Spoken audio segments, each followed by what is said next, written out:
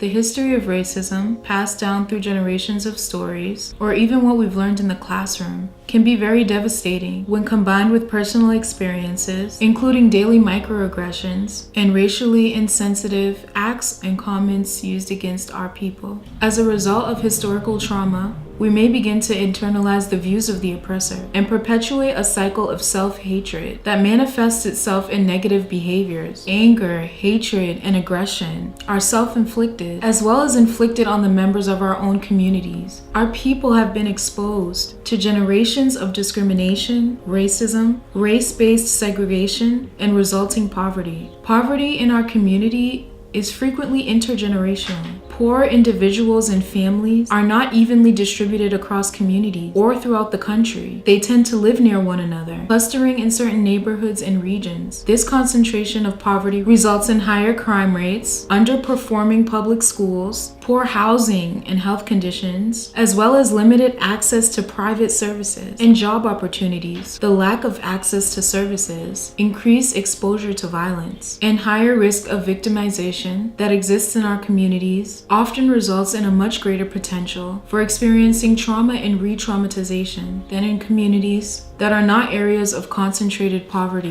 Stress plays such a strong role on the Black community that it creates an irrational distortion of reality or fear.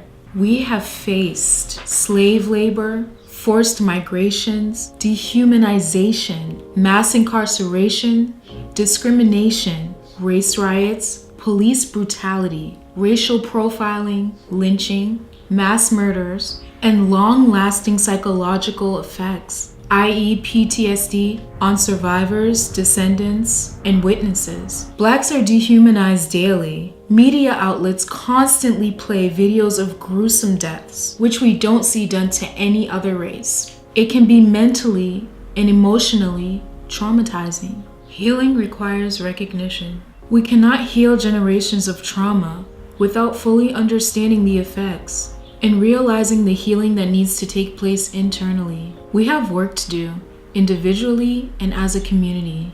Your perspective can either be your power or your prison. How will we work together to fix the trauma that we have faced for generations so that it doesn't impact the generations to come after us?